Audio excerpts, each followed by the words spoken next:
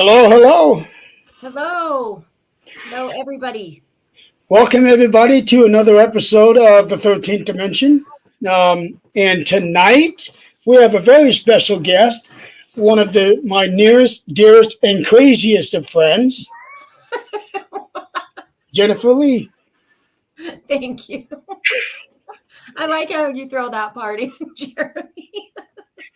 I believe it or not, I have been rehearsing that all day long to make sure I was going to get that right. I'll take it. We have a lot of people out there telling you hello, Joanne, Denise, Robin. Robin, Denise, Joanne, hello. Yeah. Thank you, guys. Thank you, ladies, for joining us tonight. So, how you been, Jennifer? It's been a long time. It's been a while. I know. We were just talking about that. It's been a long time since we've actually chatted. I'm doing good, actually. I'm doing super good. I have been, I've got some big goals I'm working towards that I'm like professionally and personally, that I'm making good headway on. I have some news, but I can't share it yet. I'm just going to say this. I have some exciting things coming. How's that? Big scheme on us tonight. And I'm so excited. Well, what about you? How are you doing? I've been doing good. I have been staying so busy doing a lot of writing and all kinds of other different projects. Good. I like your new background. Thank you. So yeah, I bought like 3 or 4 of them. So I'm going to be switching them out. Yeah. I got tired of the other one. I'd had it for like over a year. So I was like, it's time. It's time for something else. I was going to surprise you with the aliens tonight, the one with the aliens, but I just didn't get it done. Yeah. Well, I've always did like that one because it always seemed to fit you. Yeah. This one here, this is more like your actual background at home, isn't it? Pretty close. It is. Yeah. Mountains, the pine trees. Yeah, it really is. Yeah. Yeah. Robin says we can just imagine Bigfoot hiding in the trees. Actually, if you really wanted to, you could probably draw Bigfoot. That's what I was just saying. Maybe I should Sharpie one in here somewhere, like hiding. Because I can definitely say, since I have met you, your drawing skills have gotten so much better. Oh, thank you. A lot of practice, but they're getting there. Yeah, because I remember when the very first one you sent me, you could barely draw a stick figure. I know. I'm trying to explain something to you, and I'm like, it looks like this. And I was like, Yeah. what is that even? So I worked on it. I'm getting better. And then later on, it's almost like you were doing like a police sketch of somebody. Yeah. So those are just spirit drawings. Those are spirit drawings. When a lot of times when I read, I get a really good visual on the person in spirit that I'm talking to. And sometimes I'm just really compelled to draw them or sketch them because it's so vivid and so clear. And so it's just a way for me to just kind of, I just put them on paper. I journal a lot. And so a lot of times drawing them, it just goes into my journal, instead of journaling about the reading or whatever. It's just, they're not supposed to look like police sketches because they're people's loved ones, right? That I've communicated with. But thank you. I'm going to take that because they are getting better and people are very hard to draw. They're extremely hard to draw. Yeah, they can be, and I'm left-handed, so left-handers have a hard time trying to draw as it is. Because when we're going towards the right, we're smudging everything with the palm of our hands. Right across the paper. Yeah. So that's why so many times I wish I was a righty so I wouldn't have to worry about that problem. Yeah, I can see that. I can see that being a problem. But I smudge mine and smear mine anyway. That's just part of my technique. I don't know. I always have a rag and I'm always smearing and blending in the lines. Yeah. And you know what? Robin's got a point there. We are the only ones in our right mind, so she does have a point there. But it's how we use that too. That's right. That's right. So with those drawings, have you ever thought about maybe putting them on display or something like that? I thought about it. In fact, I have so many that at one point I was gonna just like put them up behind me. So like I thought, well, maybe my viewers might see people they recognize, but it was just really super busy. So um no, that didn't happen. But I do have a couple in frames around my office. Some readings hit different. Let's put it that way. They're all spectacular and they're all beautiful, and I love the connections that I make with all of the spirit people. But let me just tell you that some of them are just so profound that they really stand out in my mind, and I'll sketch that person, and I'll put them around my office. I have a folder about this thick, but it's not only people. I also sketch places because, as you know, I can remote view. So a lot Hmm. of times, I see a place or inside somebody's home or whatever it is, and I'll sketch those out as well. Yeah, right, Jeremy? I saw into your so Yeah, I remember it was one of those early times where you was trying to sketch something inside my house. I'm like, right, and it was the worst. "Oh, But you're like, well, I don't know if that's my house. yeah, Um, you know Robert. what, Rob? I have a notebook here. I could show you some. Yeah, it'll take me just a minute, and I'll have to just click off for a second. Um, and I'll grab it, and I'll show you some of those. So give me just 1 second. Alrighty. So meanwhile, yeah, it's going to be an exciting show this week, and plus the guest that I have for next week, Sandy Boyd. She runs the Old Lake County Jail in Crown Point, Indiana. This is the jail that is most famous for John Dillinger escaping before he was ultimately caught and killed. And this is also the jail where they filmed part of Public Enemy with Johnny Depp in it. So she's supposed to be my guest for next week.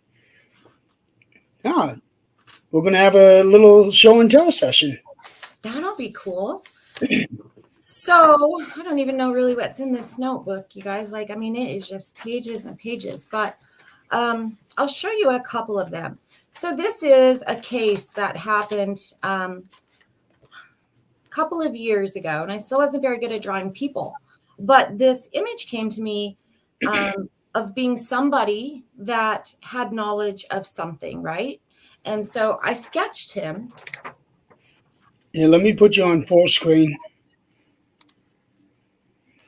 Actually, it looks like I sketched this last year, September 21st. Seems like it's been longer than that. So anyways, I sketched him and I just made the notes. Somebody having knowledge of this particular crime. And I wasn't working the case. I was just really interested in it. So I kind of followed it. And this person, I did actually find out who this was by following the case, and I continued to follow it. And I did find out that this person did indeed have knowledge of that case and was very instrumental in helping to bring closure to that. So that's a cool one. Let's see what else I have in here. That's one my dad drew. My dad likes to send me drawings as well. He's a nut. That's where I get my crazy from, Jeremy. Okay, so we have him to thank. Yeah. Oh, I don't think this is a folder with all of my pictures. It does have some. This is another one when I was first learning. Like, it's only, oh no, the light's kind of interesting on that one. That's a person in spirit that I connected with. That actually looks like a character from a movie I've watched a few times. Here's another one that I drew. This obviously is a person that I'm connected to, but this, I'll tell you guys a crazy story about this. This is the image of when I was probably, I don't even know, maybe seven-ish. I would see her and she would stand at the bottom of my bed. I would wake up in the night, I would see her. She would stand at the bottom of my bed. And I remember trying to explain it to my mom. And I was so young, I didn't know I didn't understand, right? And so I kept calling her the tooth fairy. And I couldn't understand why she kept coming because I didn't have teeth, to give her. But So that's what I called her for years and years until I realized that, I just kept seeing the image of her. And so I drew her, and she wears blue. She wears very, very light blue. And she's just very peaceful and calm and beautiful. Um, Here's one for you, Jeremy. This isn't even a person. This is just the the craziness. Oh man, two people hanging on for dear life on that thing. Yeah, so that's just, some of the stuff that goes through my head, through my mind that I draw. This one I drew at 21 too. So this is, I actually think this might have been, Jeremy, a place in, do you remember seeing this one? I can't remember if this was a place in the temple or not when I was remote. That drawing that looks familiar because I remember something about tiled floors. Yeah, I think that we went over that one before, and I would have to get all of my notes to remember where that was, but that was a remote viewing drawing. And you know what, Jeremy, if I look through all this stuff long enough, I probably have the one, I know I do, that I drew for you in the beginning. That was so funny that we laughed at. But I actually grabbed the wrong notebook. This just has a lot of scribbles, a few pictures. But one day I will display them. I will find, I'll get them all together and yes, I did. Adrian, I wish I knew where that was. So I drew some persons of interest for Adrian as well.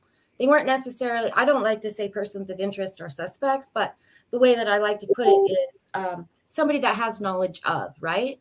This is somebody that has knowledge of in some way, shape, or form. And yeah, I did draw. I think I drew two. Did I draw two for your Adrian or one? I can't remember. But that came just right to me as soon as we were talking. I said, give me a second. I got to sketch something. And I sketched it out for her, and she knew immediately, who this picture was and the knowledge that they may have. So that's always really cool when you can get that validation like that. Okay, yeah, it was two of them. Yeah. Probably over there somewhere, but yeah, so I've been working on that. My artistic skills, they are coming along. I'm happy with that. Are you to the point where somebody can describe someone to you and you can draw their face? I can, because usually what happens is even if somebody's describing something to me, I get this visual image of it right away. Yeah. And so as long as I can hold that visual image long enough, and you guys will always see me, you always see me with a pen, right? And a notepad. And let me give you an example of something that will make you laugh. But if I have a visual image of somebody in my mind, it really might just look, oh, my pens are all dead. That's weird. I really just might make a few lines just like this. And that will hold the image in my head because I know what they are and I know where they go. And so when I'm doing a reading, if I have that very clear picture, I will just do, some little, it's artistic shorthand, maybe it's medium shorthand. I don't know, but I have notebooks full of stuff like that. Just those lines alone is making me think of the statues on Easter Island. Right? See, it triggers something. So if you already have the image in your mind and I just draw a couple of things like that, I can go back to it and I can immediately see that image of that person again. So then I'll sit down and I'll draw them. I don't know who is saying there's Facebook user that I do great work. So thank you. Those are some old ones. I really wish I could find my new ones.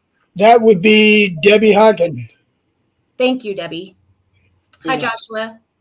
Yeah, so that's been fun. And that's something that I want to do. That's something I want to incorporate into my readings when I get a little bit quicker at it, is I want to, and I actually have done this for some people, but it's taken me a while to get it done and get it to them. But is to draw a portrait of who I see, of their loved one, and then they can have that. So that's something that I want to keep working at until I can get, really good and really quick at that. That's something I'd love to do for people. Okay. I just got a couple of pictures from Adrian. I think she wants me to bring them up here. Oh, they're okay. Those are the ones I drew for her. Yeah, let me. Thank you, Adrian. They're around here somewhere. You guys knew all the papers I had everywhere. You would understand. Okay. Here's the first one. Yeah, he kind of looks like an alien to me, but you know what's so strange is Adrian knew immediately. And that was just done really quick. Now, is that supposed to be her stepson or the guy No. who killed her stepson? No, this is a person. The way that I gave it to her was this is a person that has some knowledge of something. So this is a person that has some knowledge of what happened. All right. And the next one, which looks like is more detailed. He had curly hair, if I can remember right. Yes. I'm trying to bring that up. Here we go. No, there's a different one too. Oh, there's another one. See, that's when I get going super, super fast. And I'm like, it just looks like this. This will have to work. Well, those are the only two that she sent me. I wonder, I can't remember who I did one with curly hair. I don't know who he was for, but yeah. So that I just whipped out really quick because it was just so vivid. That's painful for me to look at because I think it's terrible, but thank you, Adrian. I was happy that you knew who it was. So that's all that matters, right? He looks like he's mad about something. Yeah. The person in that drawing. Yeah. So Adrian, if you got that third picture, feel free to send that to me. Oh, there's Rosie Page saying hey. Hi, Rosie. I haven't seen you in a while. Hello. She has been awfully busy lately, dealing with a lot of stuff behind the scenes. It happens. Thank you, Rosie. It does, and unfortunately, it puts all this stuff that we do. A lot of us end up losing contact. Yeah. And like in the case of you and I, we went how many months before we were able to say hi to each other? 8? Yeah. I mean, it was a while. But that's okay, right? Because this is what I feel. You guys, I really feel this, that the really good friendships and solid connections don't go away because we get busy, right? We understand that. Like, I see all the things that you're doing, Jeremy, all the crap that you've been through the last year. I understand that. I'm growing, I'm learning, I'm doing different things too. So I really do feel like those connections, those really solid connections, they don't go away. They're there. We understand. Unfortunately, some people don't understand that. Even though you may not talk to each other for a while, Right. does not mean we're not going to talk tomorrow and it's going to be like we never had any time go by without talking. Yeah.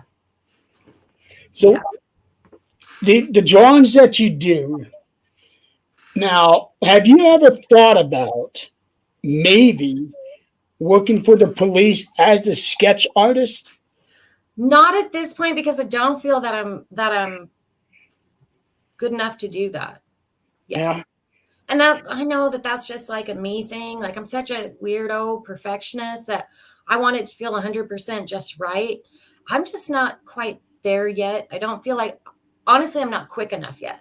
So those 2 drawings I did for Adrian were very quick. But some of these, it takes me a while, because I have to really I'm not an artistic person. So I really have to think about it, probably overthink it as I'm doing it. So when it comes to faces and people, no, I'm not ready to do that yet. I would love to do that, but I'm not ready to do that yet. However, buildings and spaces, I'm getting a lot. Differ. Thank you, Adrian. I will say this, somebody with your kind of gift and the work that you are doing, especially with the drawings, it seemed like it would be a perfect fit for you to do that.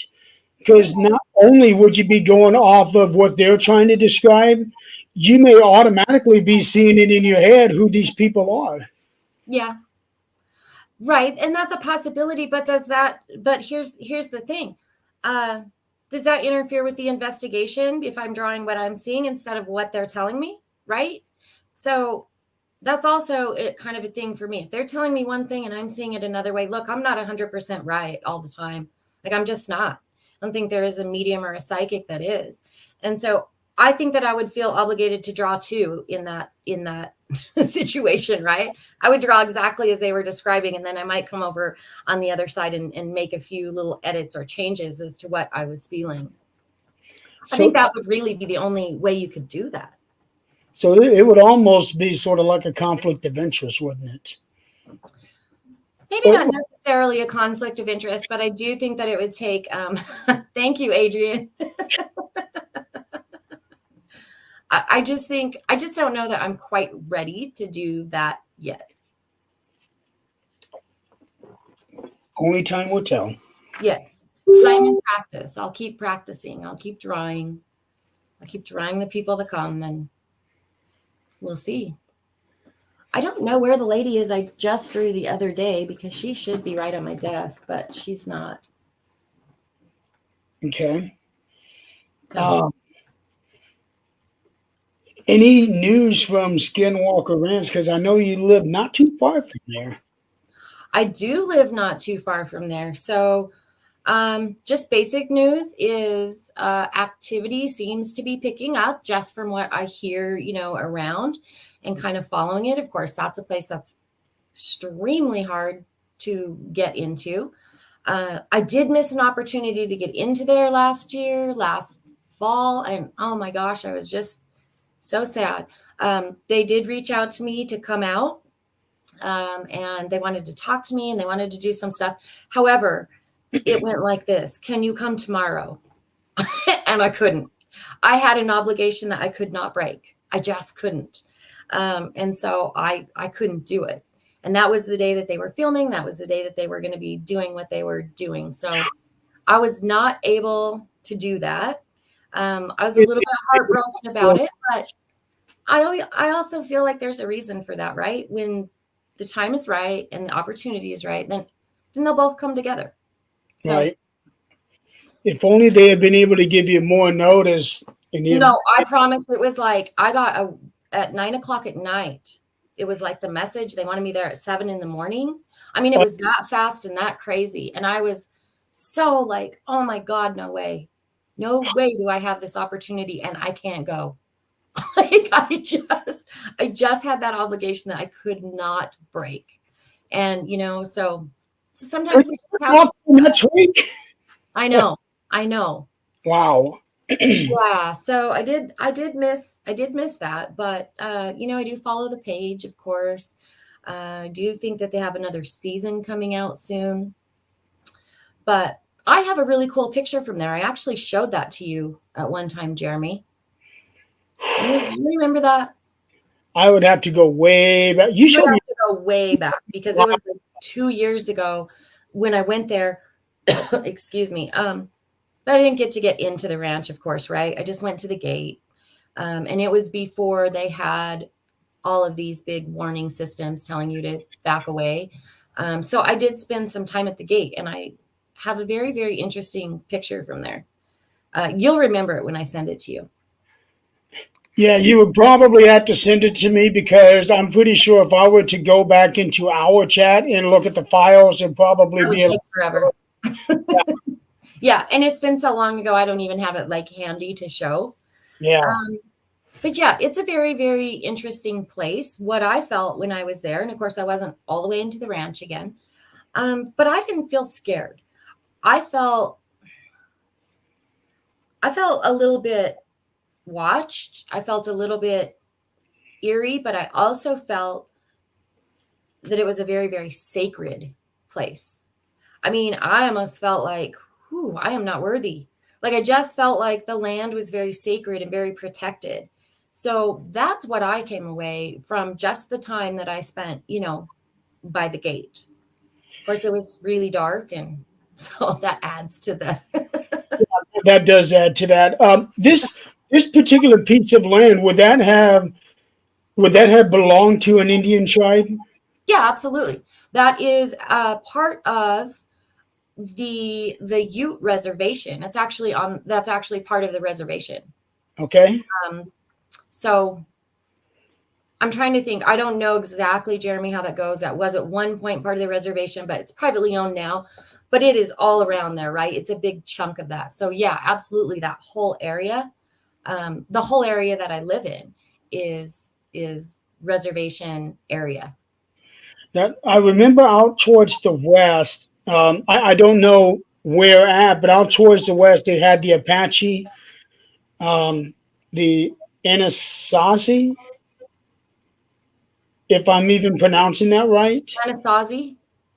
I think so. It's like one of the more ancient Indian tribes. Yeah, that would be. I think that's Anasazi. Yeah. I think Cherokee was out there somewhere around there too, but I'm not 100% sure on that one. You know what? I'm not either. Yeah. I'm not. I need to do a little bit more studying on my own area because people ask me questions and I don't know. And I've lived here for so long, you'd think that I would know, but I don't. I just don't know all of those things. It, it doesn't happen that way. Just because you've lived there for 30 years, that doesn't mean you know. You're so sweet for saying 30 years. You were just so sweet. Well, because Maybe much longer than that, but I'll take the 30. I've lived here in the Fort Wayne area for 30 years myself. I don't know everything about this town. Yeah, and I about don't the know when this town was founded. area. I know some of the more infamous stuff that's happened out here, but um, something that I've been hearing about lately that I'm told is not too far from Skinwalker Ranch, which, as funny a names as it sounds, I'm sure there's a reason for it, but I keep hearing something called the Blind Frog Ranch. Okay, so I can tell you about the Blind Frog Ranch. I've been to the Blind Frog Ranch. Okay. Dwayne, who is the owner of the Blind Frog Ranch, actually took me on a tour, just him and I. And so I got to spend a lot of time learning about that ranch. I can tell you some about that. That was actually an amazing trip. We got in the side by side and he just took me around. He didn't say a lot. He just, like, the idea was for me just to kind of feel, right? Just kind of feel the energy. And so it was super interesting because I was able to pick up when I was there on a lot of places and a lot of things. And I would say, let's stop here. Let's look here. Like, what's happening here? This is what I see. This is what I feel. And then he would just look at me with this grin and he's like, this is what happened here. And so we went through the whole property that way. And it really is amazing. I swam in the pond. They have that water there, right? So I swam in that pond, and I will tell you something about that water. They hadn't tested it yet, right? So Is this the one where you took a swim? You saw the pictures. I swam in there. I just went right in that water in that cave. Yeah, you weren't expecting it until maybe 5 seconds when the guy was like, "You want to go for a swim?" No, I wasn't ready. I wasn't anything. I'm like, let's do this. Like, I'm here. You remember that. Water. And I got in, all my clothes on, whole thing, and floated around that water. But the interesting thing about that was I had, for probably 2 or 3 days after that, this crazy energy that I can't explain. It was almost so much that it was like anxiety provoking energy. Really? Yeah, went for like 3 days and then I crashed. And I don't know if that's from swimming in the water. I'm not sure if that's from being at that place, but I will tell you something about that ranch. It draws me back. It is so beautiful and so, it really does just have this beautiful, beautiful energy. And so it draws me back. Unfortunately, it's covered in snow right now, so I couldn't even get up there if I wanted to. But yes, that is there as well. So I have a bunch of signed pictures actually here from from Dwayne that kind of tell his story. He has a very interesting story. It's not mine to tell, so I'm not going to tell it, but like you can Google it, you can find him.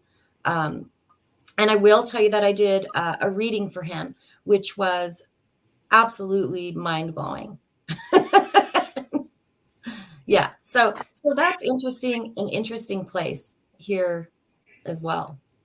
I think they've got some big things coming up too. Awesome. Because it's just only, I think you were the first one who mentioned that place to me. Mm-hmm. Then I heard it again from Adrian. But I don't know anybody else who really knows anything about the place. I keep telling Adrian and Zach, like, come out here. We're not that far away, and we'll go up there. Like, just come out. Let's go check it out. I wonder what they're doing in the first part of June. The ranch? No, Zach. Zach, I don't know. Because I will be driving through on 80 in the first week of June. Nice. Because I'll be on my way to Reno and back. Yeah, let's do it. Yeah. Adrian says she's on her way when you are. Yeah, I would love it. I would love for you guys. I know you come through here, well, close by here every year, Jeremy.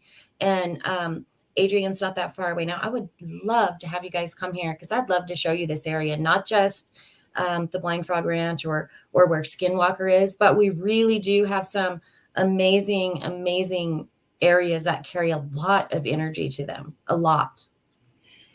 And it's beautiful if I do say so myself. I like it. Well, not like you're biased or anything. You only live there. Right. I do know that when I come to town, I want to visit your Wendy's. Yeah. Yeah, you need to do that. Yeah. For anybody who may not understand what I'm talking about, if you remember a couple of years ago, we had a video of a Wendy's sign saying, "Thank you, 13th Dimension." Well, that video was taken none other than Jennifer, and that was the Wendy's in her town. I always support my friends. The best I can.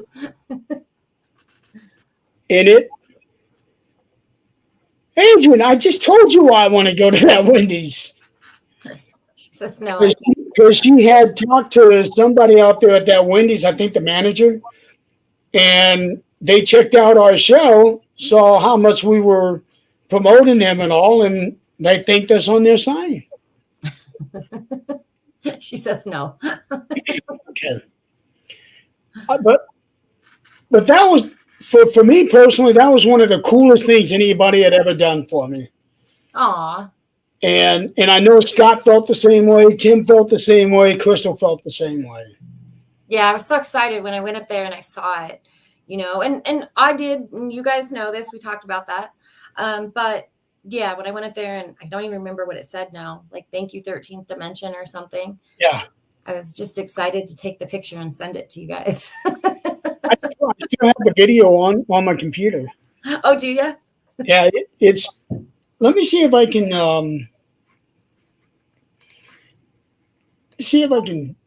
find that real quick.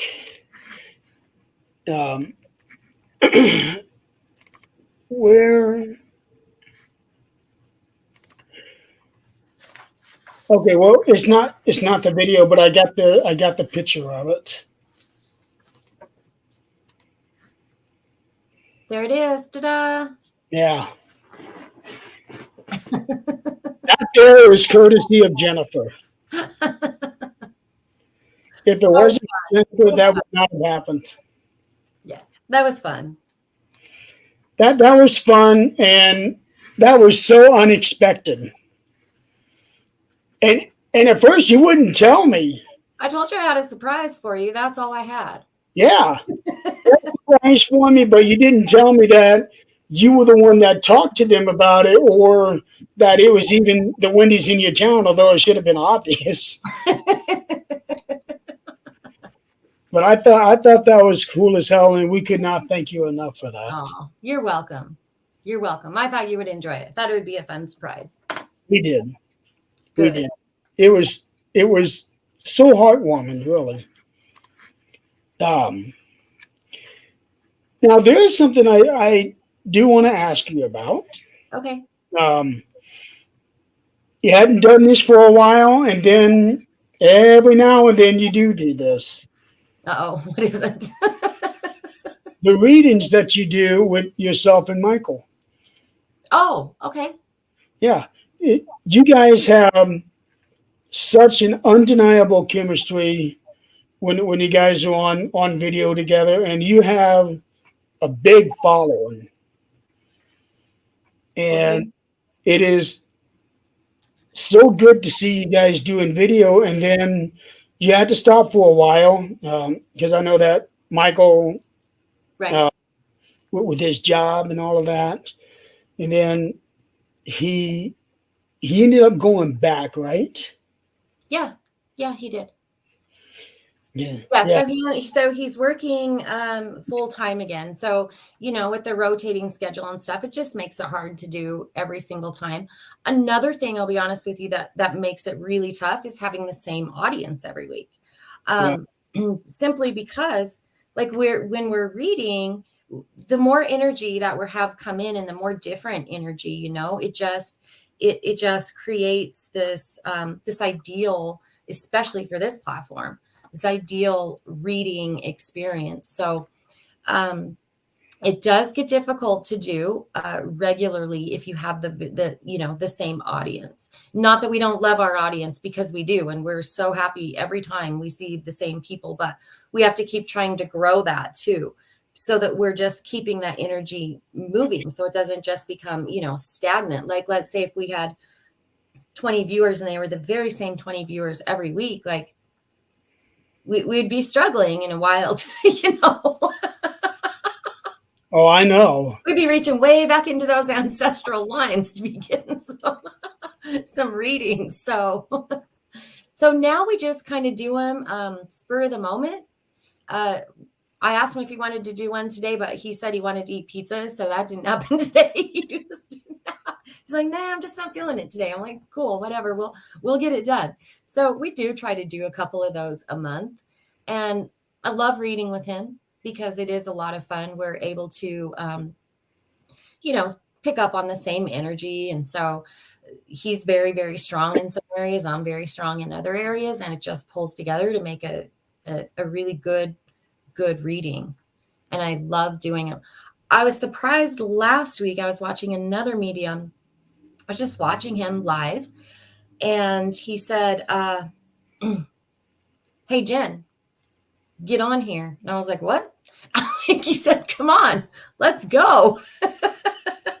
And I wasn't prepared at all, right? I just wasn't prepared, but it was such a challenge to me. And I'm like, okay, I'm doing it. Like, I'm doing it. And it was a completely new person that I'd never read with before. We had tons of difficulties as far as I did, as far as I had to use my phone, right? And my phone, I don't know how to use my phone to do a live. My battery was extremely low. I couldn't see comments. So I was That's the difficult thing right there. absolutely, completely blind. Like, I had no comments, didn't know like anything. And sometimes just seeing somebody's name, even if I don't know them, it just is kind of a quick connect into their energy. I didn't know how many were watching. Like, I could see nothing. And it was also extremely dark because I was using my phone. And you could see, like, I think this much of my head and my phone. But I saw a little bit of that video when you posted about it afterwards, and I go on there and look, and I was like, wait a minute, this isn't what I'm used to with Jennifer. And then I read what you said up there, that it was extreme last minute. You weren't prepared for anything else. I wasn't. That makes sense. I wasn't, and I didn't know how to use my phone. I was laughing because my phone kept falling over, and I'm like, it's okay. We got this. Let's just do this. Yeah. And, it's just like what I said on my post is Spirit came through. Spirit always comes through. right? And so we had some amazing readings together too.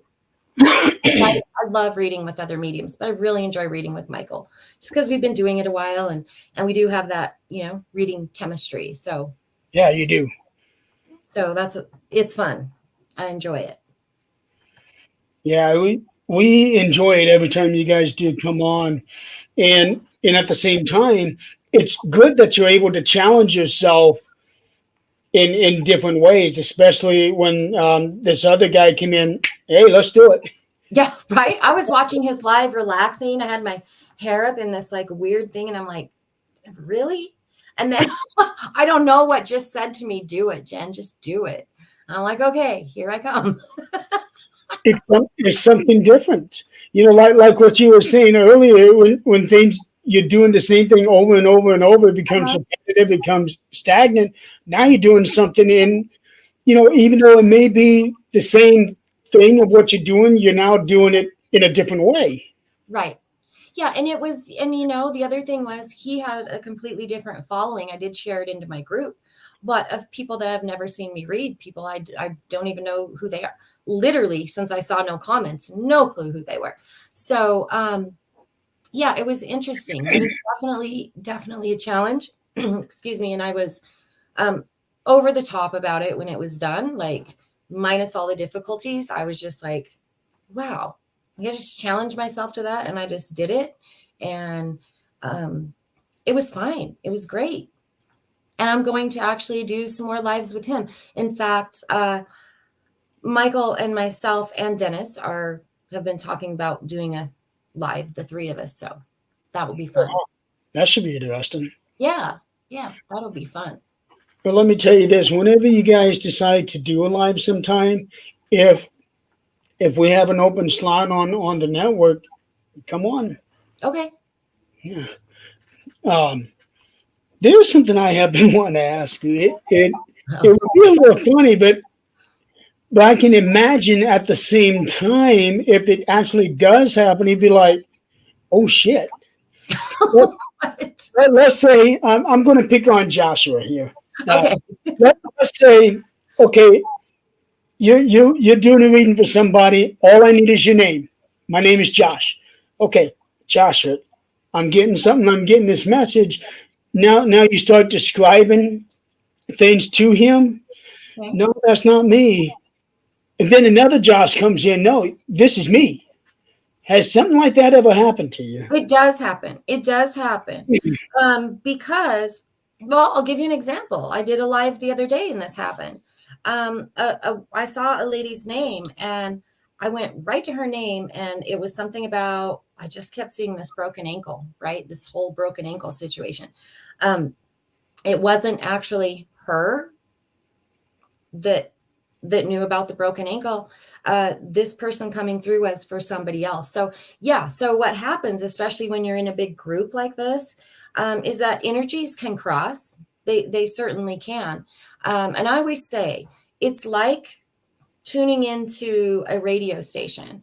To get to that station, you got to go through a little bit of static sometimes. Sometimes you're just not directly there, right?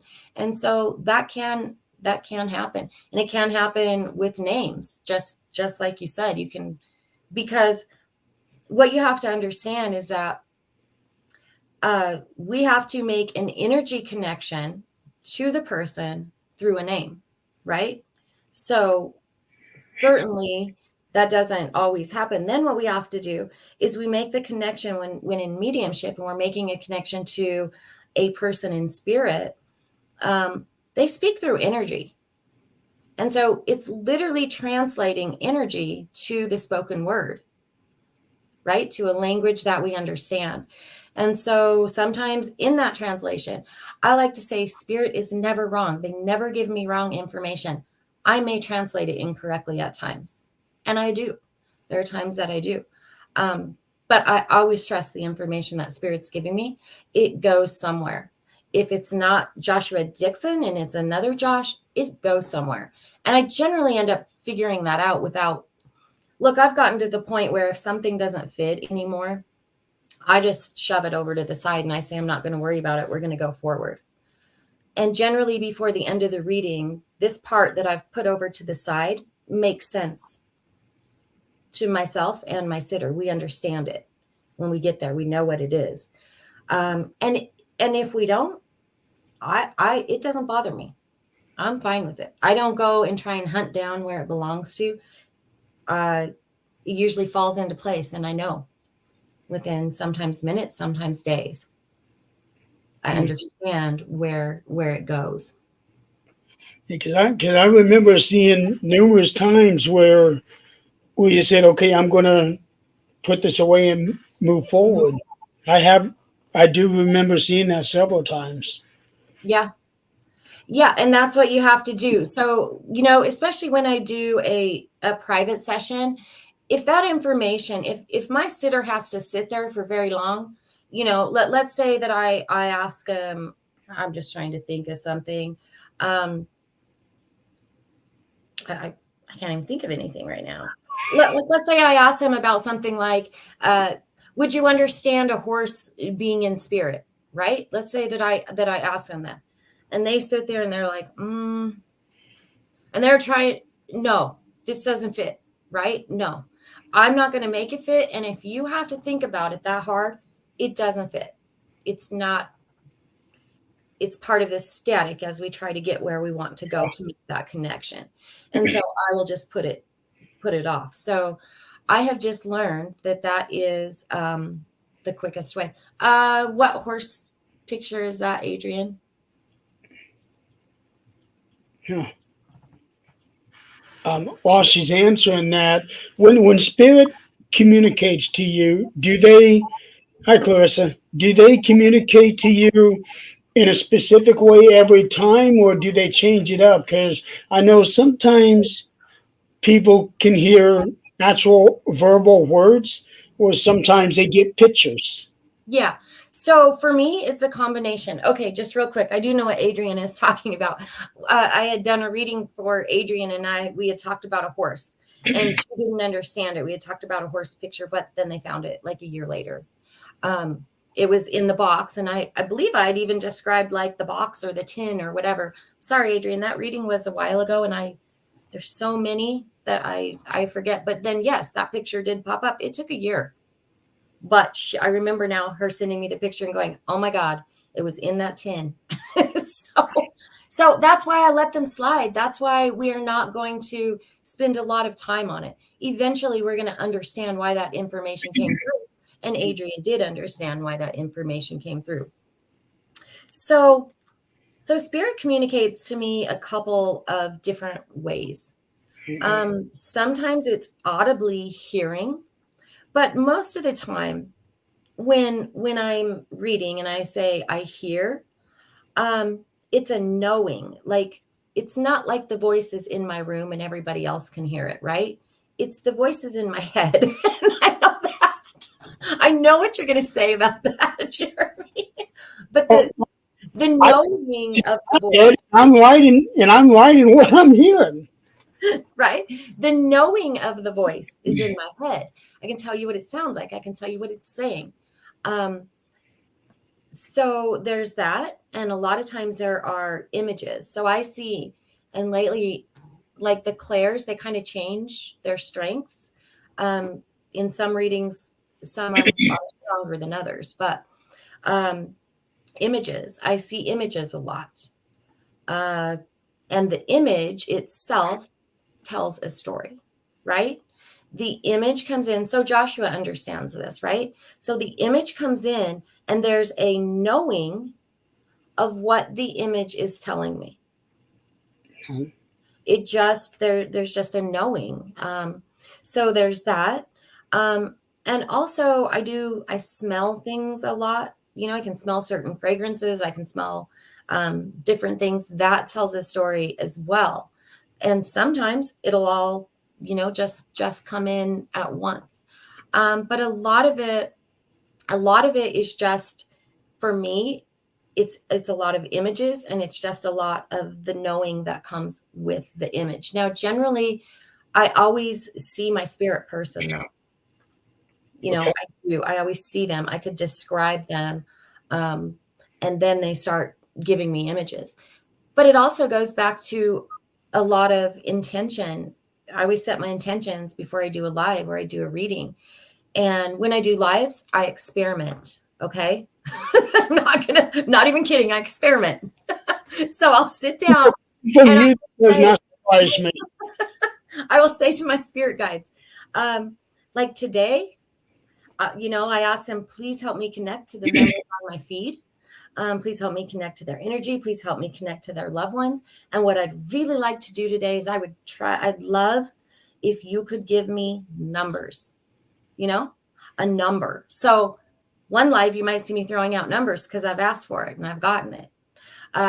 Another one, I might say, please give me very, very clear memories. And so I do experiment in my lives, and I shouldn't say experiment. I practice, right? I practice different ways. And so Clarissa, she's saying she understands that. Yeah. So, and then there's automatic writing. Same things that you do.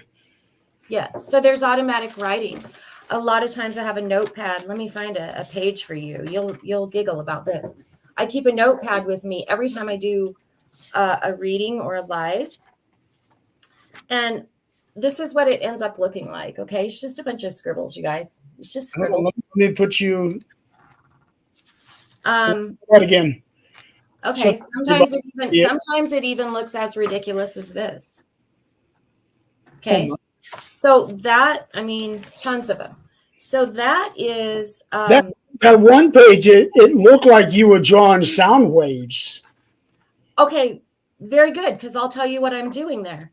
With this pen, a lot of times I'm actually doodling the energy as I feel it. Okay, that's the way that energy feels to me, and that doodle, that line is telling me a story.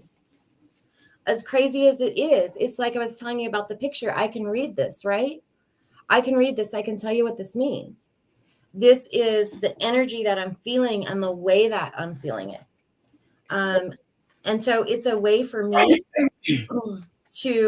I had a really crazy one here the other day that I was giggling about, and I should throw some of these away, but the day that I die, someone's going to don't throw anything away. Huh? Don't throw anything away. The day that I die, though, someone's going to go through my stuff and be like, this woman was legit crazy. Well, think of it this way. Let's say somewhere down the line you want to write a book. Right. And you would like to use some of your more weirder things for this book because that would really make it stand out. Yeah. If you throw that away. I know. But it's so funny because, just notepads of scribbles. And they seem, seemingly nonsense if somebody were to look at it. But, and even to me at this moment, if I were to look at this, right, all of these scribbles right here, right now, I couldn't tell you what they meant. But in that moment, I can tell you. Looking at that right now, if somebody, let's say 100 years from now, were to look onto your writings, to me, it would not be that dissimilar from people hundreds of years ago looking at the writings inside the pyramids. Right? Or the petroglyph writing. Yeah. So, okay, I look at it. I don't understand what any of this means, but there's something there. Yeah. So that's how, so that's what I do. And usually I do it when I'm on lives a lot because there's a lot of energy coming, right? And so it's almost a place for me to put that energy. So it's not just all sitting with me. You'll see me, doing whatever here. Usually nonsense, sometimes not nonsense. Maybe I'll write something that has, that I'm going to use for my reading. But most of it is really me translating that energy. It's going on the paper, right? And as it's going on the paper, I'm knowing what it's telling me. Okay. So that's one process. And automatic writing, of course, we know about, which is just sitting down and writing what spirit is telling us, which is also a beautiful, wonderful way. Okay, so 2 questions that I want to ask you about spirit. Okay. First one, is it always the same spirit that you go through when you do your readings and your automatic writings and your visuals. Mhm. And if not, or if you do get connected to other spirits on occasion, especially if it's they're speaking to you and you're audibly hearing them speaking to you, are they always speaking the same language to you? Like let's say an Indian spirit contacts you and they are trying to speak to you in their native tongue. Okay. So here's the thing. Energy has no language. Okay? No language barriers. And they are speaking in energy. So regardless of what they are, what language they're speaking in, I'm going to grab onto the energy is what I'm going to grab onto. That's what I'm going to translate into um, the language that we understand. So yes, I have had spirits sign to me, having no idea. Like I don't know how to sign. Yeah, Joshua, exactly. Sign language? So I have had spirits sign to me, and I'll never forget that reading because I started signing. I just started and saying the things as I did it. I don't know how to sign. So, but that's just the translation of the energy. I've had them speak other languages. However, as I translate that, as that energy comes to me, it's always going to translate into something that I understand and that my sitter understands. Wow. So yeah, there are no look, so spirit has no boundary, no barriers, right? There's no language barriers, there's no time barriers, there's no space barriers. So think about what you were talking about earlier when Michael and I read together and we can both grab onto the same connection. We're both connected to the same person in spirit. I'm here, he's in North Dakota. Okay. And our sitter might be in Oh, yeah. New York, but spirit is connecting to all of us in that moment. I have always thought that you could be able to connect to the same spirit or speak to the same spirit from different locations. In fact, I have been wanting to do some experiments on that. So, Speaking to the same spirit. Oh, from different locations? Yeah, absolutely you can. like for example, let's say you want to try to talk to somebody who was in prison, Uh-huh. and also try to communicate to them wherever they're buried at the same time. But you would still be so somebody where they're buried and then somebody at the prison is what you're saying? Yeah, At the so Sure, absolutely. well, it's similar to what you and Michael do because you're both connected to the same spirit. Yeah. It's about the same as when you're trying to connect to somebody at the jail and also connect to them at wherever they're buried, But you're still connecting to the same spirit. yes. Yes. Yeah. Yeah. So Okay. absolutely that can be done. I mean, that's how we do it. Like when I read with Michael, that's how we do it. When I read with Dennis, we were picking up the same connections and getting information from the same people in spirit. He's in Australia. Dennis is in Australia. Oh I'm my. here in Utah. And we were connecting to the same, to the same people in spirit. So yeah, 100%. He's clear across the country. Not even across this country, across the world. Yes, oh, yeah. And we were able to do it. And another thing that I have thought about, and I brought this up to a friend of mine in New York over the summer. And it's curious that you would bring it up that you talked about time barrier. Mhm. Um, are you saying that in a way as on the other side they don't live in the same type of time linear that we do? They're Humans, like, yeah, humans made up time. Time exists for nobody else. Like literally, yes, that's what I'm saying in a way. There is no time is a human concept. "Hmm, So okay, the spirit world does not live in our, in our 24-hour day or in our 365 day a year. They just don't. That's a human concept that's designed for humans. So would it be fair to say that spirit is basically in some what you consider all time?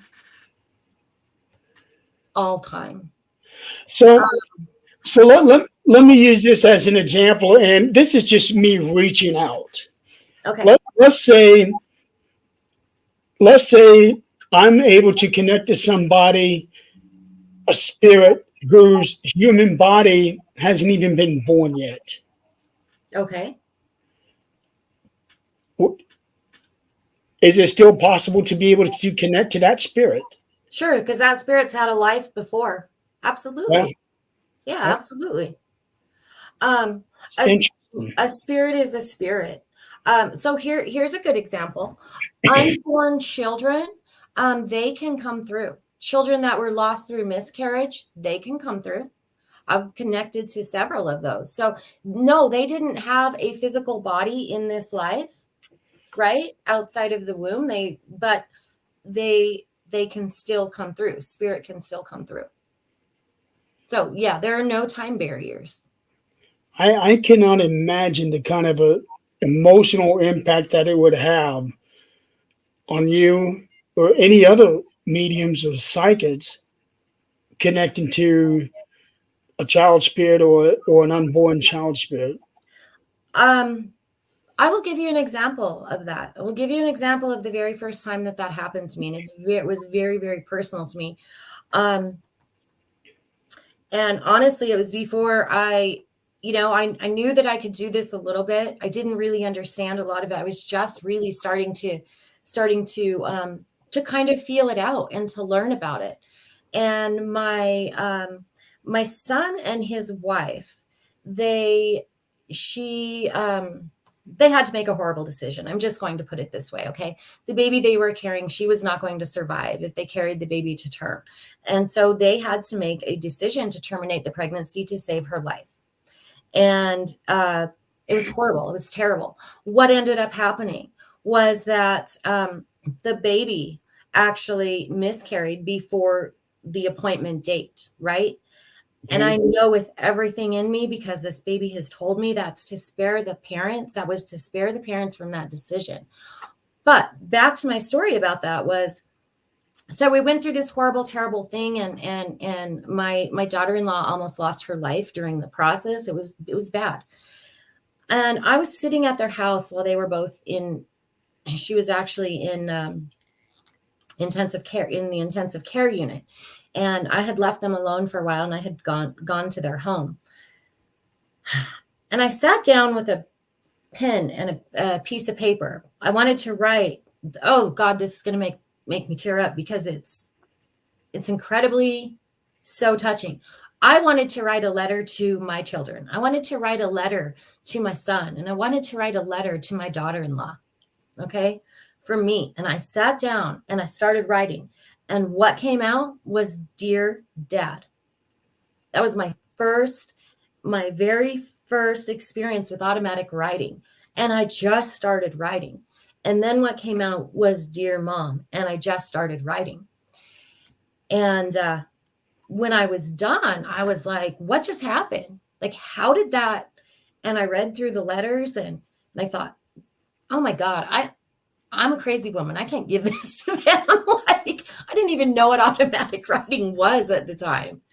But you know what? I folded the letters up and I sealed them in an envelope, and I told them, like, when you're ready, I want you to, these are for you. I don't care if it's now. I don't care if it's in 20 years. Just know that I'll have these letters here for you.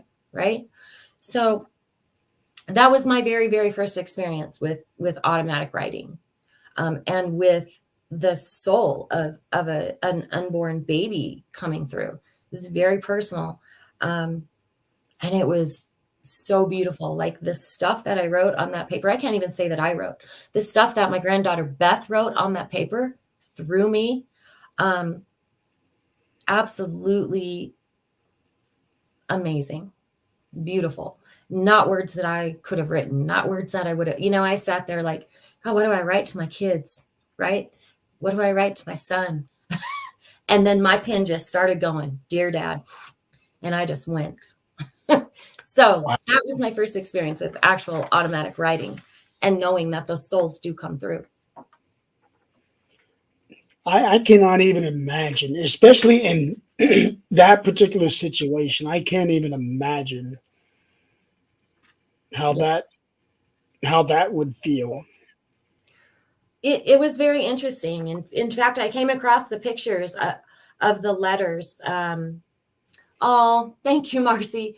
I came across some pictures of the letters not very long ago, and I was like, oh man, yeah, wow. And I read them again, and it was just like, wow. So, so yeah, that was my first experience. But yes, they can, and sometimes they are sad, but sometimes they're not. Like, here's the thing about reading and being able to speak with people's you know, loved ones on the other side, is that it's not all sad. There is so much beauty and laughter. Like, I mean, that's the main thing I think that the spirit world really wants us to know when they come to us. Like, look, I'm here. I love you. And I've had spirits do the craziest, funniest things. They tell jokes. They want that laugh, right? They're just there to remind you about that. So I always have tissues ready when I do a reading, but there's a lot of laughing as well because it's healing. Well, I know anything involving you, there's going to be a lot of laughing. Clarissa has a question here for you. Yes, Clarissa, ask. Please ask. And while you're typing that up, I'll tell you one strange thing that did happen to me when I was doing a reading. And of course I have my pen, right? And all of a sudden I realized, oh my God, my entire handwriting has changed. And I had written a phrase and my handwriting didn't even look like my handwriting. And I stopped and I turned it around and I showed it to my sitter and I was like, I just want to show you what I wrote here. And she goes, holy crap, that's my mother's handwriting. And she used to say that to me all the time. And so, like, that's just how it works. I just was writing like, what is happening? This is not my handwriting. You wrote in someone else. Yeah, it's crazy.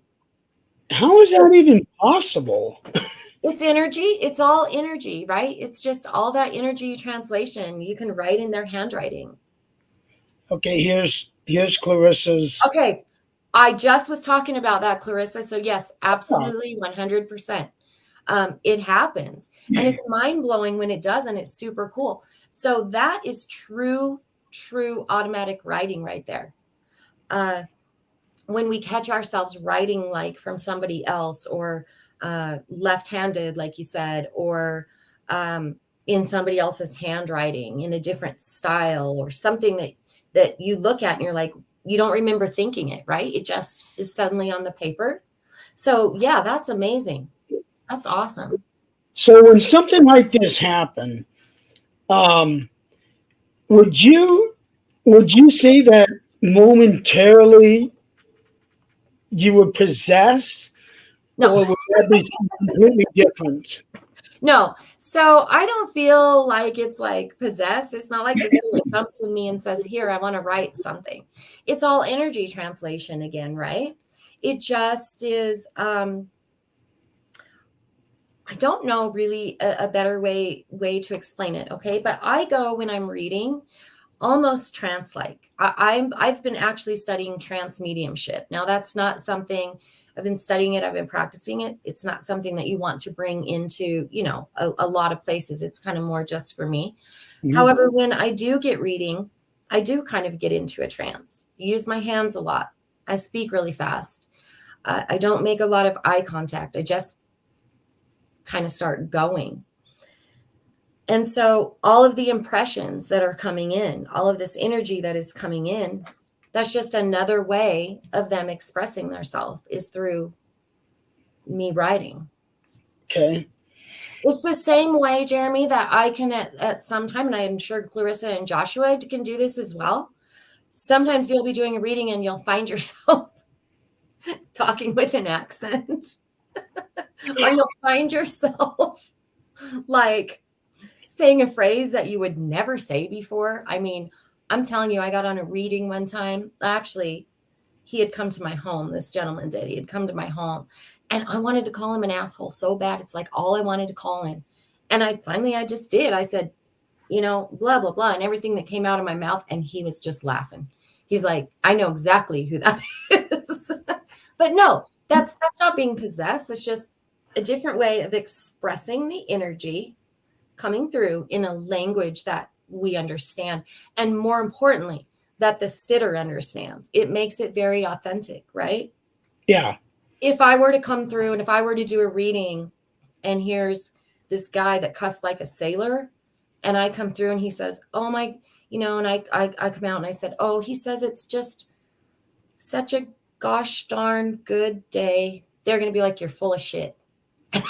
Right? If I come through the way he comes through, have a great effing day or whatever it is, the way I hear it is the way it's coming out. I mean, that's the only way to be authentic. I remember one specifically when you were doing a reading for a friend of mine year and a half ago for an old teammate who died in a car wreck, and you were basically acting out her mannerism. It was like, something like that, or something about clapping with your hands, because it was something that she did that my friend recognized. Okay. I barely remember that reading, Jeremy, and I'm sorry because I do so many. But yes, it's things like that. Myself, I remember it was specific, and it involved your hands. A specific mannerism. I find myself doing that a lot. I find myself speaking like them a lot. Also, I feel the physical symptoms. I feel things physically. So wow. I was on a podcast the other day and I had to get off. I started to kind of choke, and I just muted myself and took my camera off, and I knew instantly that somebody in this home that we were talking about had choked. And so after I got a drink of water and I composed myself and I came back on, I was like, I'm sorry, but can you tell me if somebody in that home choked? And yes, indeed, it was a little boy that had, and that's how he had passed. And so I pick a lot of that up. Even just sitting with a group of people not reading, sometimes I start to feel the things. So you actually be a physical danger to the stuff that you do sometimes. It depends. There's only one time that I actually felt that. And I will tell you that I'm pretty good at knowing when it's not mine. And if Clarissa or Joshua, if this happens to them, they will understand this, or anybody that reads, they'll understand this as well. When I get a pain or something, I automatically just have this knowing, this isn't mine, right? This isn't mine. And then it will pass. It's like, as soon as I acknowledge that, it kind of passes. But I will tell you one very, very scary thing that happened to me. Maybe a year and a half ago, I was driving down the road and I was not far from my house at all, not even a block. I was maybe half a block away. And I suddenly could not breathe. My chest got so extremely tight. And I was driving and I remember thinking, I'm having a heart attack. And this is where I die. On the bridge by my house. Bye-bye. This is bullshit. It was my thought process. And then I still wasn't breathing. I had to pull the car over. And I sat there with the conscious thought that I was having a heart attack, not being able to breathe. I couldn't catch my breath. And then everything went completely still. Very, very still and very, very peaceful. And in that moment, I knew I was dying on the bridge in my car, and I was pissed about it. I literally was pissed about it. So I thought, at least let me get home, right? Come on. And so I'm not ready to go yet. I sat there in that stillness and that quietness, and I still hadn't taken a breath. I literally couldn't breathe. And then all of a sudden, it was as if somebody had smacked me on the back. And and I started doing that coughing, and I was catching my breath, and I thought that was definitely not mine. I was shaking, and I got home. So I walked into the house, right? I got to the house, and my friend looked at me and he said, "What in the hell is wrong with you?" I was completely white. I was clammy. I was sweating. And I looked right at him, and the exact words that came out of my mouth without even thinking about it, I said, "I just died for a minute on the bridge, but I'm okay." It was the craziest, craziest thing, you know? And he's like, "Well, maybe you need to go to the hospital." No, I'm fine. I know that wasn't mine. Like, I know that it wasn't.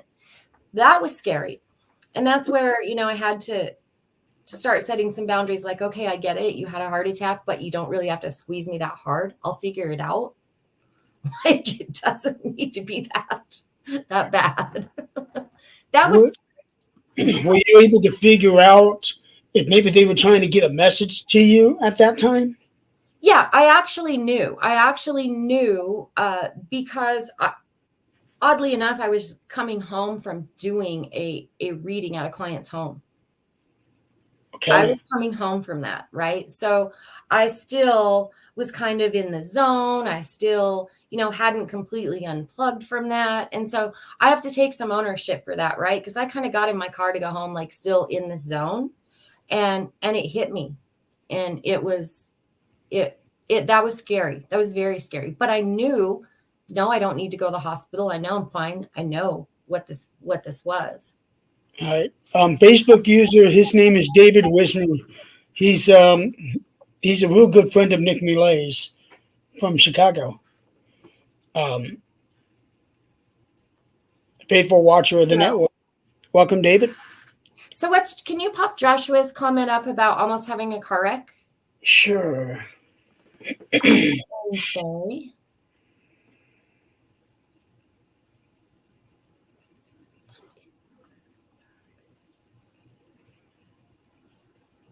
So on Wednesday, were you doing an investigation, Joshua?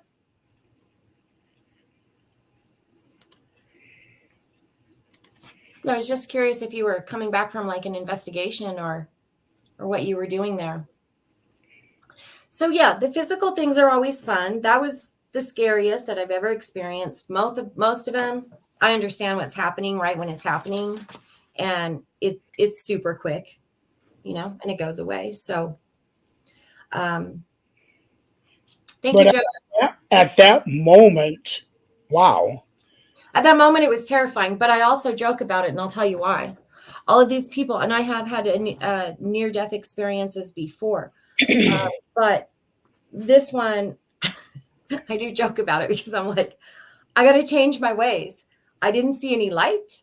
I didn't see anything. Like, it was complete, but it was this complete stillness, this beautiful, peaceful, because everyone's like, did you see the light? No, there was no light for me. There was just... I've been asked that a couple of times myself. No, I didn't see anything. I never lost consciousness. So just that extreme stillness and quiet. That's what I felt. I mean, so quiet. You can't even imagine how quiet. Like, I can't even get there in my meditations quiet. It was crazy. And I know I had the radio on and all of the things, and I know that it probably wasn't as long as I feel like it was because I wasn't breathing. So, for me, I do know that when certain things happen, time seems to move differently. Yeah, exactly. For me, it was like minutes, and I'm sure that it wasn't because I physically wouldn't be alive, but it felt like forever. Exactly, because I remember certain things that have happened in my life where it felt like I was watching everything in slow motion, but I know it wasn't the case. Right. Thank you, Joe. Thanks for tuning in. Yeah, and Joshua, Nick is doing well. He hasn't been doing his Wednesday night shows because he's been doing stuff in his basement, but I think he'll be coming back next Wednesday. and he's still doing all of his shows on Thursdays and Fridays. Nice. Yeah. I had another question that I wanted to ask, and it completely slipped my mind. I can't even remember what it was. That's okay. Um, You think about it. If anybody else has questions, like pop them up. yeah, I do have one question that I want to ask you, but I want to ask you that privately, Okay. based off of something that you asked me a couple years ago that I still find funny. I don't know if I can. I probably don't even remember 2 years ago, Jeremy, what I asked you. What the hell? I'll just go ahead and ask anyway. Okay. Did you ever find out who was wearing the red boxers? No. It was in your house, though. I do remember that. It was in my house. Remember that. I don't have red boxes. I can tell you. That was so funny. And I don't know if it was somebody like connected to you, but see, that's one of those things when it comes in that strong and that clear. If you can't connect with it, that's okay. But I just know that was that the same day that I drew your house? That I sent you the crappy sketch of your house? You drew my house. This was when you wanted to when you needed to show me something that I think my mom was trying to get through to you, and it was a specific ornament that was on the bar in what used to be my garage. That's right. But it was sometime after that, folks. I'm not kidding. I just looked at my phone and I see a message come through from Jennifer. Gosh, it happens. It happened. Hey, I know this is a really weird question, but do you wear red boxers? Well, imagine the stuff that's going through my head thinking, what? I totally forgot about that. Just so you know, like I don't do that. To my good friends, I will. Like if something pops in, I will. But no, I never message people at random and say, ask them what color their boxers are. But I couldn't just I couldn't get past. That's like the most insanely random question that anybody could ever get. But at the same time, well, it surprised me. He's like, oh my God, stop invading my privacy. Yeah. These are the fun moments that happen behind the scenes of what these are the moments that last. Oh my gosh. So Clarissa, she was asking how to get a reading. Go to my website, Jen at Jennifer Lee. No, that's my email. Sorry. You guys, is it so dumb? I don't even know my website. JenniferLeePsychic.com. I don't ever have to get on it, but it's JenniferLeePsychic.com. And also, if you hop on my Facebook group, which is Jennifer Lee Intuitive Medium, it's a private Facebook group. I do readings on there. I'll do lives and that kind of stuff on there. So there's a good chance of getting like a mini reading there. So that's how you go about that. And I'm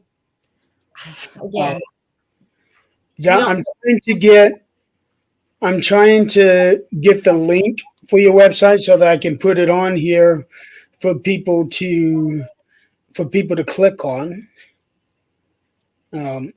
Is this on your public page, not your group page? I only have a group page. I thought you had a public one as well. I would love that. I used to, but I'll tell you what, I couldn't drive traffic for whatever reason to the public page. It just wasn't happening. They were all still coming into my group. And there's something about my group. I do keep it private for a reason, because I don't like spammers in there. I just try to keep the energy very like clean and clear. And, when we do our readings, I don't like being interrupted by the spammers or whatever. So, or haters or whatever. So I do my best just to keep the energy in there nice. People that want to be in there, come in there. Joshua, feel free to share everywhere. Somebody says you have a bathing suit that looks like red boxers. I don't have a bathing suit. I don't know who's saying that because it says Facebook user for me, but they're saying you have a bathing suit that looks like red boxers. It's David. I think he's making a joke. I can't see. I think he's joking. You've got him. You just don't want to admit it. You've got him somewhere. I can't even go swimming.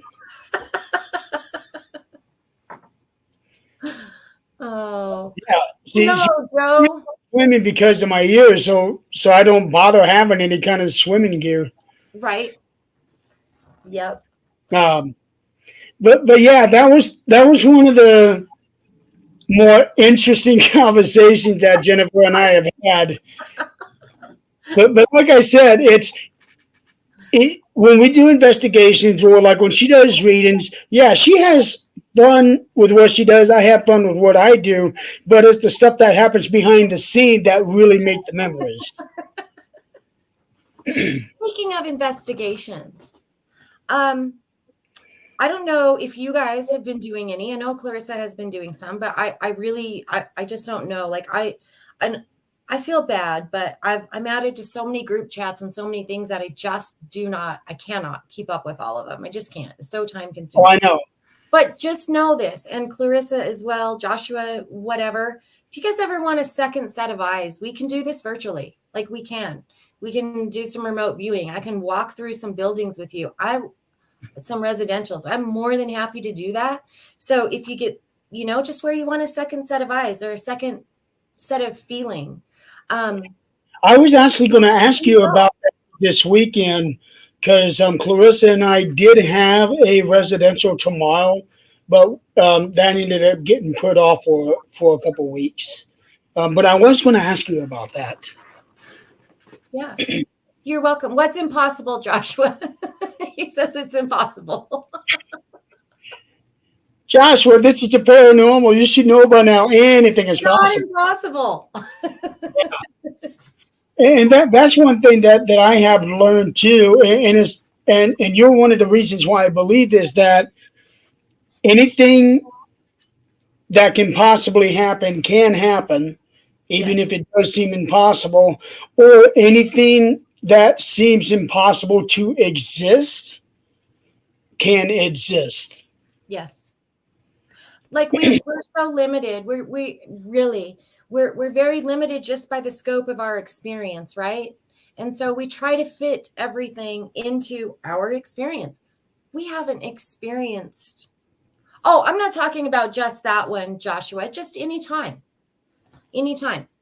So we try to fit these things that we don't understand into this box called our experiences, right? And they don't always fit. So when we're looking through things from the lens of just what we know, oh my God, there's so many other things. I mean, there just is. We have to be open. We have to be open to that, to those possibilities because it is there. Yeah, and it can happen in the most unlikely of places. Absolutely. And well, and one place that I found very interesting was that jail, that prison that you and I went to 2 years ago. Yeah. When we first met. And that was where we had one of our funniest moments there at the end. Remember when that tour guide was taking our picture? No, I don't. Remind me. She was taking our picture, and that was when we pulled down our masks. And after she took the picture, she was looking at me, and I think you started grinning. Yeah. You started grinning because you knew what was coming, and I do remember.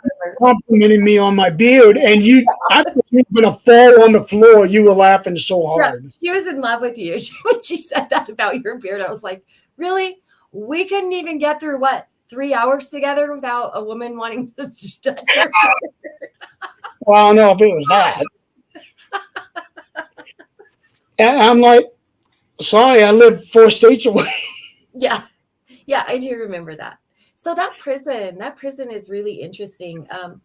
I went back there was it last year with my sister, and I learned some more history about it. I think I told you that. About the You, ball team, the death row ball team. Yeah, it was super, super interesting. yeah, I definitely do want to go back to that prison sometime. Yeah, because the second time that I went, I got to see places that, I mean, I think I've been there 4 times now. But I got to see places that I didn't get to see before.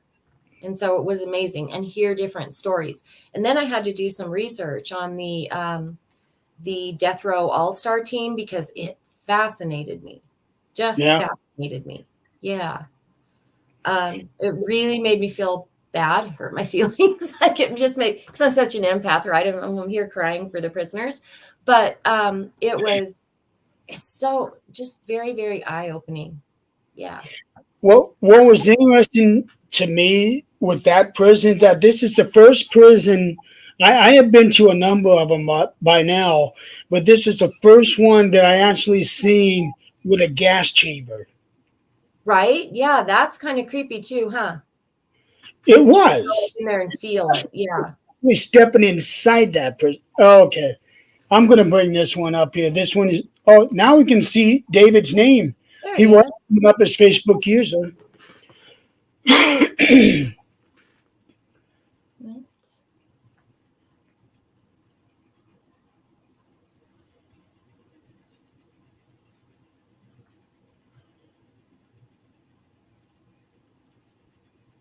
Wow.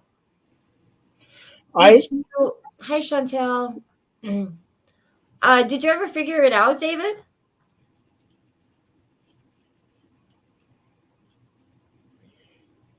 Like, was it a physical, audible scream that other people could hear, or was it just you hearing it? Do you know that?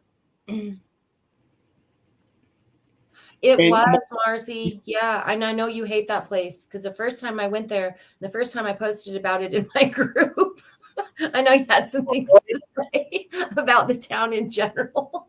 But yes, we're talking about the Rollins prison. yeah, I really do want to go back there sometime. And what was interesting also about from Australia. Howdy. Wow. What was interesting about that prison was that cemetery that was at the edge of the property that we went to. Yes. Right. And not only was it snowing that day, but it was so windy. Well, it's Wyoming. Of course it was. It's Well, always true. oh my gosh. And then like this just came to me. I wrecked getting there. Remember? Like I Yes, you did. no, Call me. And I was I called well, Jeremy, right? I'm like, hey, I don't know how far you are behind me, but I'm in the bar ditch and it's really bad. I think I was only 10 or 15 minutes behind you, and I saw that spot where you spun out. I Oh, it's remember horrible. Right that. into the medium. And then I was spinning and I was just like, oh, this is gonna be so bad. Got the freeway on both sides. But what was cool about that was we were maybe still 30 minutes away from Rollins, right? And I made it all the way into Rollins after that with no problem. And as soon as we pulled into Rollins, I got the little triangle pop up in my car and say, Yeah, or my truck and say that my tire was flat. And it did. Something had poked a hole in it. So we had to go on an adventure for a new tire as well. yeah, we did. We went to like 2 or 3 different places. Yeah, that was fun. Yeah. And folks, I was not leaving until she was ready to leave. I know he didn't. He was so great. I know he had a long, long drive, and he stayed with me, helped me find a place to put a tire on. And I told him like, you can go ahead and go. He did not leave until my truck came out with the tire on it. So, yeah. Yeah, because Jeremy, I remember that. yeah, because I remember a time when I was left stranded, and there was no way I was going to let anybody go through that, even though her tire was being fixed. I just wanted to make sure that she was in her truck and going before I left. Actually, yeah, they couldn't fix it, and I had to buy a brand new tire. But I will tell you what's super funny about that.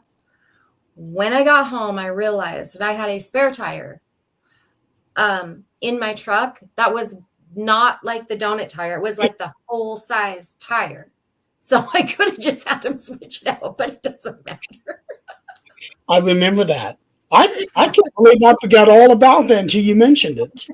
I did too, till we got talking about that trip. Yeah. Anyway, that was fun. And I didn't get to see you this year when you came through, or last year, but hopefully this year.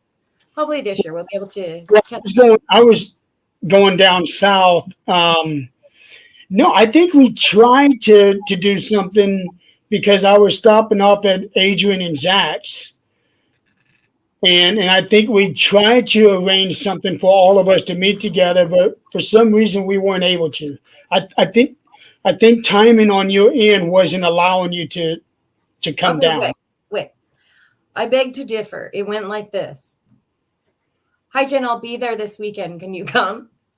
No. Like I needed more time. That's how that went down. I was like, damn it, no. I gotta have a little heads up. Well, now you know exactly And when that's I'm. what I think too. Jill's saying at the thrift store, you can pick up energy from items or spirits that's there because of it. And also all of the residual energy. It's also not necessarily a spirit energy that you might be feeling or picking up on, even the screen, right? It can be residual energy that these items in this thrift store are holding. Some thrift stores are really hard for me to go into because there's so much stuff in them, and they all hold energy, not a spirit connected to them per se. I'm not discounting that can happen, because that can happen. But for the most part, it is this residual energy, right? It's the imprint. It's looking at this item's history. Like you can almost replay it. It can replay. So that is probably what you're picking up on, would be my guess. Joe, yeah, your comments are coming up. Which reminds me, I got to show you guys something. I showed Jeremy earlier. Speaking of residual energy and energy, I was gifted something today and I'm totally in love with it. Jeremy, stop. So I'm going to, it's got something going on with it. It's got a story to tell. It does have some residual energy. I'm going to sit down with it, but I just got it today, but I want to show you. And it's so funny. Look at that. Oh. And you guys want to know something that's even funnier? I'm in love with it. It's like the convex, I think it's called, where it comes out so it distorts the images. And then look what Jeremy has. Yeah, I have two of my own. I think I'm going to use that mirror, Jill. I'm going to try to do some scrying with it, I think. So, yeah. Hi, Steve. Yeah, it is. It's so cool. So I'm really excited about it. It has a long story about where it came from originally. Nobody's really sure. There's a bunch of like writing and stuff on it here, so I can probably at least figure out. Oh, I never even looked on the back of mine. Yeah, there's some like engraving. I can probably figure out something, but like factual. But I just want to sit with it for a minute. I want to see where it's been. There's nothing written on the back of mine, but I've had these for I don't know how long, and then all of a sudden she comes up with this. I've never known anybody else to have one of these things. No, Joe. Actually, Dawn gave this to me. My friend Dawn gave this to me, and she got it a weird, strange way. It came off of eBay and a bunch of things some years ago, and it's just been sitting in her garage. So she ended up giving it to me today. She's like, I don't want this. It kind of creeps me out. So here you go. I was like, if it's creepy, I want it. But I don't think it's creepy at all. I actually really love it. No, it's cool as hell. Yeah. So yeah, I really, really like it. So I'm excited to spend some time with it. Mirrors, Brian, they've always got mirrors facing each other, but I wondered if anybody's ever tried mirror scrying with the rounded mirrors like that. That's why I'm excited about this. I'm sure somebody has.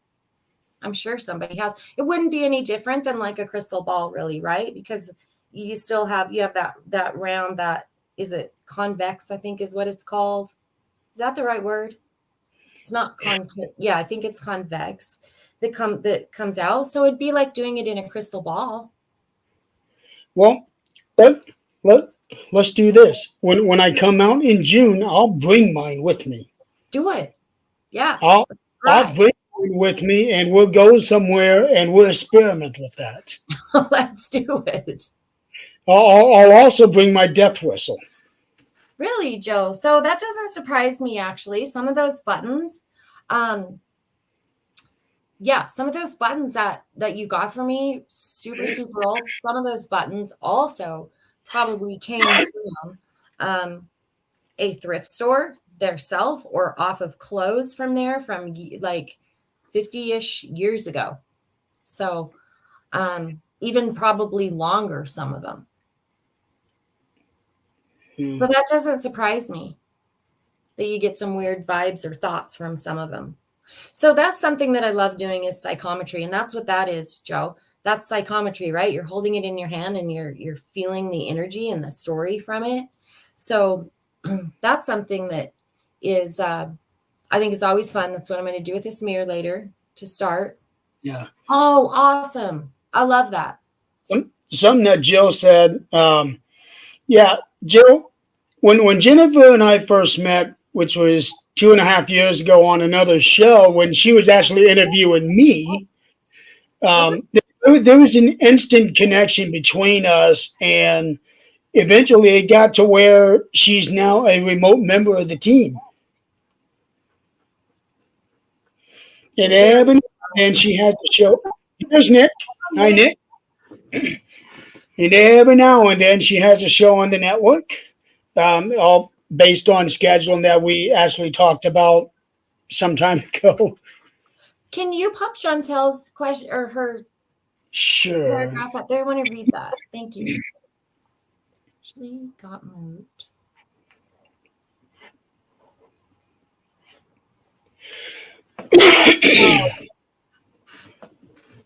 Floating dolls. Interesting. Doors would lock. Wow. So how long did you guys live there, Chantel? That's crazy. And then I have another question for you. So have you experienced like paranormal activity since then? Because one thing that I hear a lot is that once people kind of experience this, it seems that they're more open to it, and so then they experience it. They continue to experience it. So I'm curious about that, and also if you have any abilities, if you were able to understand what was happening. Thank you, Jill. We were just talking about that a while ago. Yeah. Yeah, absolutely, Joshua. I understand exactly what you're saying with that. Yeah, we've had very interesting conversations that you missed out on, Joe. You'll have to go back and watch. A lot of questions that I never even thought of until we got through some of this stuff. Well, we did say, right? Because I asked you anything specific, and we said, nah, let's just let it flow. So Yeah, we're just doing it. done. Yeah, I was expecting just okay. Let's swing it, do an hour show, and then we'll be done. Here we are, an hour and 44 minutes into it, and we're just still going strong. And we got a strong viewership tonight too. Nice. So I'm really happy about that. Mimicking voice isn't good. Then Clarissa is saying, tell me more. I have a mimicker in my own home. Always hearing the dog or the kids talking. Okay, so when you say a mimicker, are you talking about you hear it and then you think that it's your kids, but it's not your kids? Is that what you're saying? Or you think that it's your dog and it's not your dog? Or are you hearing your kids talk and then you're hearing this voice? That's what I'm wondering. Okay, I will. I'll send you a message or a friend request, Joshua. I've actually never really experienced that, Clarissa. I haven't. Well, I can't say I haven't. I haven't heard the sound, but to me it's more energy, right? I'll be home all by myself and I feel like my kids are there or my kid just walked by or something to that effect. But as far as actually hearing that, I've never heard that. maybe I don't know much about that. I'm going to be honest, but maybe ask Joshua. Yeah. Like I think he seems to know about that, but I don't Yeah. really know a whole lot about that. Now I know this spirit can sometimes come in, right? And imitate and things like that, but I have not myself experienced that. Okay, that's what I was wondering, Chantel. Like I figured that you probably were to be able to, experience all of that and actually to come out of that and to continue experiencing it. Oh, thank you Yeah. for putting that up there. Yeah. You ought to personalize your address instead of having a whole bunch of numbers. I don't know how to do that. It's in your group settings. Oh, I was going to say, you know how I am with technology. You know, I'm Yeah. horrible. I'm terrible, terrible, terrible. Yeah. That, I'm not even going to pretend that I know how to do it because I that's don't. the messages I'll get from her from time to time. Hey, how do you do this? It's good So, to so have friends that know those things because I don't. I know some things. That's not one of them. I'm trying to learn. I'm trying to learn other platforms as well. Like, what is the one that you said we were on? I can't remember. Oh, not TikTok. well, we're streaming on TikTok, Facebook, YouTube, Twitch, Wow. Twitter, and LinkedIn. Okay. Instagram. Like, I don't even know how to use Instagram. That's the one I was thinking of. I barely use that at all. Yeah, I don't know how to use any of them except Facebook, and barely. I get by. We'll leave it there. Thank you, Joshua.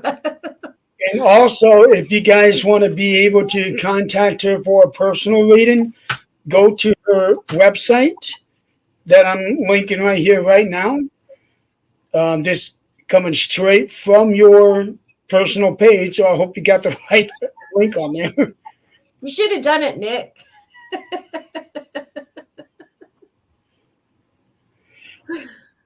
Yeah, we talked about MySpace a lot. And this is a nice website you got here. Oh, thank you. I didn't do it. That's why it's nice. No, but I like it. This is. Does it still exist? Like, I wouldn't even know. I guess it does if you said you were just on it. So it obviously still exists. Yeah, I checked it a couple of weeks ago to see if my account was still there. It's not. It's gone. It's not. No big deal. But at the same time, we're going to need something to fall back on once Facebook falls on his ass again. Yeah. Yeah. Because I do believe it is going to fall. You think it's going to again? What's that? You think so? I think so, because with so many things that have been happening with how people are getting dinged for posts from 20 years ago. Right. And also for certain phrases and things that they're putting up. And it is absolutely nothing, but yet they're getting dinged for child pornography. But yet what they're being dinged on has absolutely nothing to do with that. Yeah, so I'll be gone if they start charging me as well. The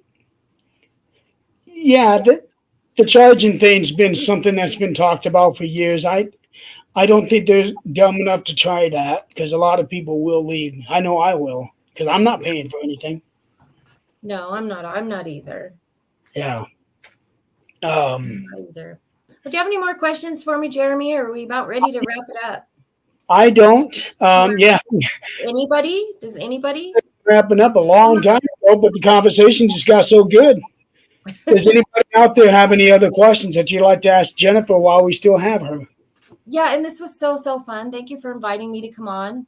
I missed chatting with you. This was great. Yeah, we definitely need to talk again sometime. Yeah.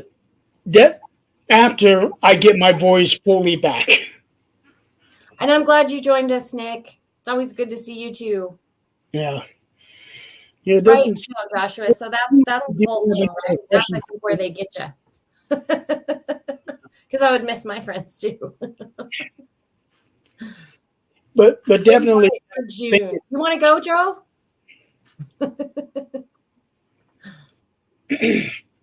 You too, yeah, Joshua. Thank you. everybody's really enjoying this. So, Chantel, thank you, Clarissa. How do I tell if my daughter has the same gifts as I do? I do not know how old your daughter is. But if you can just have an age appropriate talk with her, I think that's a really good idea, especially when we talk about empaths, right? Um, a lot of us, it took me years to understand that I was even an empath, what being an empath was. I didn't ever really I didn't have a lot of friends growing up. I always felt really different. She's almost 6. Okay, so it might not really be the age, but watch for this kind of stuff. First of all, if she tells you something, believe her.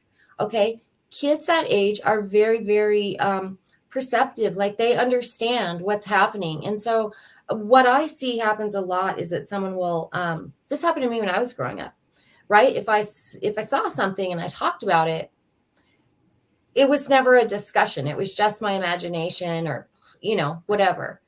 So first of all, I would say to believe her and to have the conversation with her very, very age appropriate, because you don't want to scare her. She is only 6. And I don't think that there's anything scary about the spirit world, but for a 6-year-old, it could be very scary. It can be very scary to, if she's seeing shadow people or whatever's going on. But I would actually say to give her some time. You may not know a lot of these gifts. We have them when we're younger, and then we kind of grow out of them. We're conditioned out of them. Society conditions us out of them. And then as we get older, they open back up. Certain things can remind us. Basically, what I like to say is remind us who we really are, right? And we go back to that. So I would just pay attention. Pay attention to her language. Pay attention to what she is saying. Pay attention to how, she's acting about some things. Being an empath is super hard. You'll notice mood changes for no particular reason. And sometimes that is just picking up on the energy that's around. Not spirit energy, but just the energy. And we let it affect us. People talk to her in her head. And some of that, again, so we got to go back to that. She's 6. So some of that is being 6, and some of that might be a little bit more. I would just really pay attention. And, if that seems troublesome to you or she continues to do that, also rule out anything medical. That's the first thing I always say. If you have any questions, rule out anything medical going on.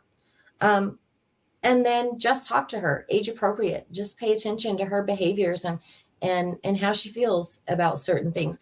And you'll know 6 is pretty young, I think, to really know, because they still are in the kid age, the growing and the learning and the exploring. But just keep an eye on her and just be very open with her about things. And you'll figure it out, and she'll figure it out. That was something I wanted to ask when she said that she was nearly 6. Is that I know a lot of us back at that age, we would have imaginary friends. Yes. And I wondered if, that imaginary friend might actually be spirit trying to communicate with you. It absolutely, absolutely could be. I will tell you that I believe, I feel that it could be. So kids, and this, Jeremy, anybody that does investigations or works in this field knows this. Kids are very open. Kids haven't been conditioned out of what they know. They're very new to the world, right? They're just very new. And so just what Joe just said, the wonderful wonderment of a child, everything that they see, they say.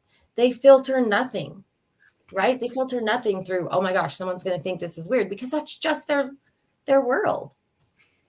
Yeah, I do remember that, Joe. Shelby would see shadow people in the house as well.